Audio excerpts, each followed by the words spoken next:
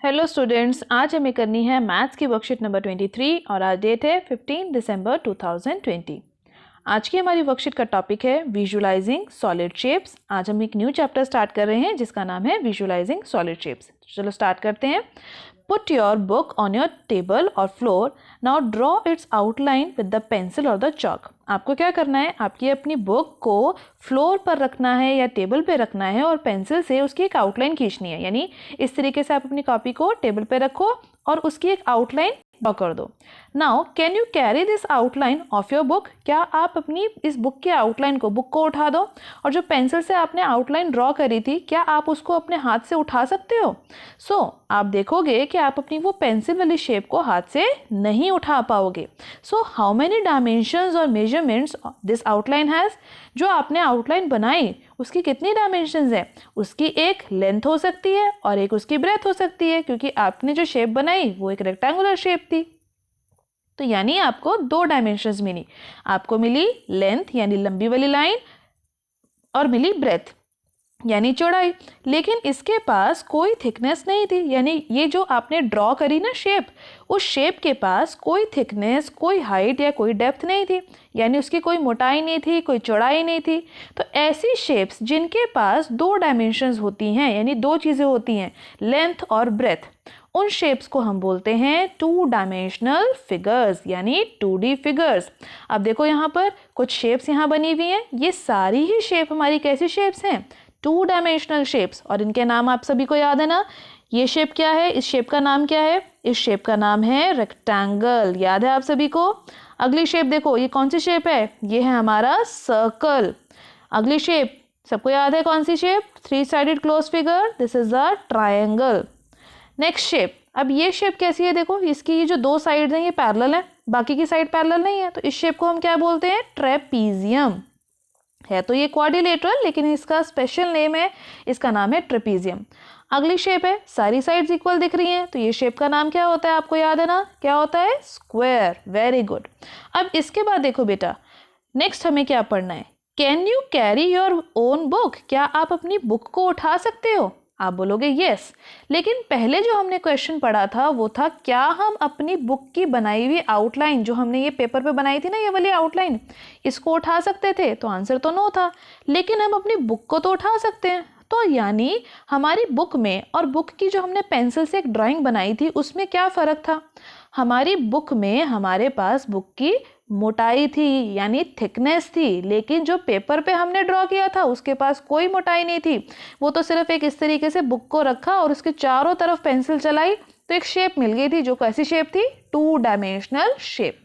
तो अब ध्यान दो, जो हमारी ये सारी शेप्स होती हैं लाइक बॉल, आइसक्रीम, कोन, अलमीरा, डाइस, पाइप, ये सारी ही जो शेप है हमारी, इन सभी में लेंथ और ब्रेथ होने के साथ साथ कुछ ना कुछ थिकनेस यानी मोटाई, हाइट यानी लंबाई, डेप्थ यानी कि कुछ ना कुछ गहराई हो सकती है। तीनों में से कोई भी एक चीज़ हो सकती है ना।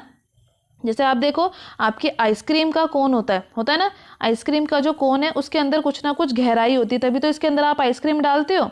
इसके बाद पाइप है, जैसे कि आपका पानी भरते हो, जिससे पौधों में पानी डालते हो, उस पाइप की कोई ना कोई लंबाई होती है, वो कुछ ना कुछ लंबा होता है ना, इस तरीके से लंबा होता है।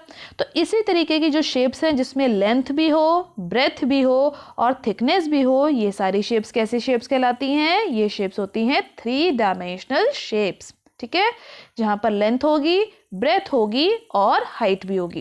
तो अब देखो, यहाँ पर आपको दिख रहा है स्क्रीन पे, वर्कशीट में आज की में हमें 3 डायमेंशनल शेप्स के नेम भी देने हैं। अब आपको याद होगा, ये शेप जो है हमारी फर्स्ट शेप, ये कौन सी शेप है? ये है हमारी सिलेंडर शेप। याद है ना आपको? सेकेंड शेप, ये है हमारी क्यूब शेप, जिसमें सारे के सारी जो शेप्स जो ये दिख रही है ना, ये सारे स्क्वायर जैसे हैं। अगली है हमारी क्यूबॉइड शेप, जिसमें सारे के सारे फेसेस होते हैं हमारे रेक्टेंगल जैसे। और लास्ट है हमारा कोन शेप, जैसे कि हमारी बर्थडे कैप होती है। So this is our cone shape. अब इसके बाद बेटा ध्यान से हमें पढ़ना है, हमें समझना है पार्ट्स ऑफ सॉलिड शेप्स, यानी फेसेस, वर्टिसेस और एजेस क्या होते हैं। तो जिस रूम में आप बैठे हो, जिस कमरे में आप बैठे हो, उस कमरे की जो चारों दीवारें हैं, जो फर्श है और जो उस कमरे की छत है, ये सारी की सारी जो शेप्स हैं इसको हम बोलते हैं फेसेस। ठीक है, जैसे आपका फेस है इसी तरीके से जो क्यूब शेप है या जो क्यूबॉइड शेप है या कोई भी 3 डायमेंशनल शेप है उसके फेसेस होते हैं। तो क्यूब या क्यूबॉइड, जैसे कि आप जिस रूम में बैठ के पढ़ रहे हो उस रूम में जो चारों आपकी दीवारें हैं, जो आपकी छत है और जो आपका फ्लोर है, ये सारे हैं इसके फेसेस। अब अगला है वर्टिसेस। अब इसके जो छत के ऊपर के जो चारों कोने हैं, देखो यहाँ पर बने ना ये चारों कोने, ये कॉर्नर्स, और जो ज़मीन के नीचे जो चारों कॉर्नर्स होंगे, ठीक है, यहाँ पर होगा ना चौथा कॉर्नर, तो ये जो चारों कॉर्नर्स हैं इसको बोलते हैं वर्टिसेस। क्या बोलते हैं? वर्टिसेस। और अगला है एजेस। एजेस का मतलब ये वाली लाइन, यानी जहाँ पर आपकी दीवार और फर्श आपस में मिल रहे हैं, या जहाँ पर 2 दीवारें आपस में मिल रही हैं, या फिर आपकी दीवार और छत जहाँ पर मिल रही है, ये तीनों की तीनों जगहें जो हैं इसको हम बोलते हैं एजेस। तो देखो यहाँ यही लिखा है, the flat surfaces of solid shape are known as faces, the corners of the solid shape are known as the vertices, the line segment of its boundary are known as the edges. इसके बाद हमें पढ़ना है net के बारे में। अब ये नेट कोई वो वाला नेट नहीं है जो आप खेलते समय यूज़ करते हो, ये नेट होता है शेप्स के लिए, यानी जब हम किसी 3 डायमेंशनल शेप को पूरे तरीके से खोल देते हैं तो हमें मिलता है नेट। जैसे कि आपके घर में माचिस की डिब्बी होगी, माचिस की डिब्बी की जो डब्बी मिलती है ना आपको इस तरीके से, उस डब्बी को पूरे तरीके से खोल दो, या फिर कोई भी एक आपके पास बॉक्स हो घर में, कोई बिस्किट का डब्बा आया हो या कोई भी ऐसा डब्बा, उसको पूरे तरीके से खोल दो, तो जो शेप आपको मिलेगी बेटा वो होगी नेट की शेप। अब आगे की वर्कशीट में हमें पढ़ना है एक टेबल, और उस टेबल को हमें कंप्लीट करना है। टेबल में शेप्स के नाम लिखे हैं, cuboid, cylinder, cone and cube, और इन शेप्स के लिए हमें पता करनी है इनकी फेसेस, एजेस और वर्टिसेस के बारे में। तो चलो स्टार्ट करो।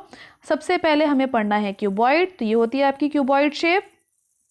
ठीक है, अभी हमने देखा था क्यूबॉइड शेप में बेटा सिर्फ और सिर्फ फ्लैट सरफेस होते हैं। फ्लैट का मतलब बिल्कुल प्लेन सरफेसेस। तो उसमें फेसेस कितने हैं? फेसेस का मतलब अभी मैंने आपको बताया था, आपके कमरे की चारों दीवारें, छत और फर्श। तो कितने हो गए फ्लैट सरफेस? 6। क्योंकि इस शेप में कर्व्ड पार्ट कोई नहीं है, यानी घुमावदार पार्ट कोई नहीं है, तो यहाँ पे कर्व्ड फेस कितने हो जाएंगे? 0। फेसेस के कॉलम में बेटा आप 2 कॉलम बना लेना, एक फ्लैट और एक कर्व्ड। इसके बाद हमें एजेस गिनने हैं। एजेस मैंने आपको बताए थे ना क्या होते हैं, जहाँ पर आपकी फर्श और दीवार मिल रहे हो, या 2 दीवारें आपस में मिल रही हो, या फिर आपकी दीवार और छत आपस में मिल रही हो, वो सारी लाइंस को आपने काउंट करना है। तो कितने एजेस हैं आपके पास? आप जब काउंट करेंगे तो 12 एजेस आपको मिल जाएंगे। उसके बाद है वर्टिसेस। तो वर्टिसेस क्या होते हैं? के कॉर्नर्स है, यानी छत के चारों कॉर्नर्स। इसी तरीके से जो ज़मीन पे चारों कॉर्नर्स बन रहे होंगे वो चारों कॉर्नर्स हैं आपके वर्टिसेस। तो कितने वर्टिसेस हो गए? 4 वर्टिसेस। अगली शेप है हमारी सिलेंड्रिकल शेप। तो याद करो कैसी होती है सिलेंड्रिकल शेप? बिल्कुल ऐसी होती है। अब इसके अंदर बेटा फ्लैट सरफेस कितने हैं, यानी जब आप ग्लास को टेबल पे रखते हो तो इस वाले हिस्से को रखते हो ना टेबल पे, तो एक फ्लैट सरफेस तो ये हो गया, और ग्लास को उल्टा भी रख सकते हैं, तो एक फ्लैट सरफेस ये हो गया, तो 2 फ्लैट सरफेस हो गए। लेकिन जो इसका ये वाला पार्ट है, देख रहे हो ना, ये वाला पार्ट जिसको आप पकड़ते हो अपने हाथ में, ये होता है हमारा कर्व्ड सरफेस। तो कितने कर्व्ड सरफेस है? एक कर्व्ड सरफेस है। इसके बाद हमें पढ़ना है एजेस के बारे में। एजेस कितनी होंगी? एजेस भी इसके पास एक ही होंगी, लेकिन इसके पास कोई वर्टेक्स नहीं है, कोई बिंदु नहीं है, कोई कोना नहीं है, तो वर्टिसेस कितने हो गए? 0 हो गए। अगली है हमारी कोन शेप। तो देखो कोन शेप इस तरीके से होती है। अब इसमें देखो फ्लैट शेप कौन सी होगी? फ्लैट होगी ये वाली शेप, क्योंकि जब आप अपनी बर्थडे कैप को टेबल पर रखते हो तो ये वाला पार्ट फ्लैट होता है ना, तभी टेबल पे टिक जाता है। तो फ्लैट फेस कितने हो गए? 1। और कर्व्ड फेस कितने हो गए इसके? ये भी 1, क्योंकि ये जो ये वाला पार्ट है ये है इसका कर्व्ड पार्ट। अब इसके एजेस कितने हैं? एजेस भी इसके 1 है ना। और इसका वर्टेक्स कितना है? इसका वर्टेक्स भी 1 है, क्योंकि एक कॉर्नर, एक पॉइंटेड कॉर्नर इसके पास है। इसके बाद आता है हमारा क्यूब। क्यूब में देखो इस तरीके से होता है ना क्यूब, जैसे कि आपका लूडो को खेलने वाला डाइस होता है। क्यूब और क्यूबॉइड की बेटा फेसेस, एजेस और वर्टिसेस बिल्कुल सेम होती हैं, यानी इसके पास 6 जो है फेसेस होंगे, 0 कर्व फेस होंगे, 12 एजेस होंगे, और इसके पास हमारे 8 वर्टिसेस होंगे बेटा। ऊपर वाले में हमने गलती से 4 लिख दिया था, आपको यहाँ पर लिखने हैं 8। तो 8 वर्टिसेस इसके पास होंगे। इसके बाद हमें करने हैं match the following for the proper nets.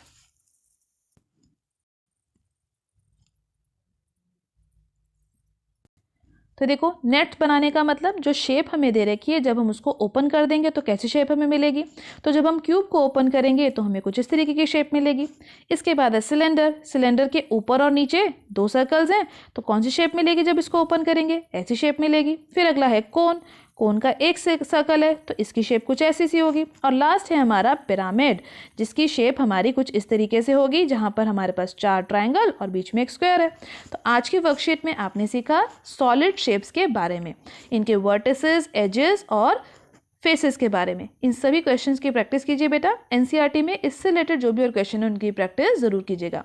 आज की वर्कशीट की वीडियो अच्छी लगी हो तो अपने फ्रेंड्स के साथ लाइक और शेयर करना मत भूलिएगा। मेरे चैनल पे पहली बार आए हैं तो चैनल को सब्सक्राइब कर लीजिए, ताकि आपको अगले आने वाली वीडियोज़ की नोटिफिकेशन टाइम से मिल सके। Thank you for watching students.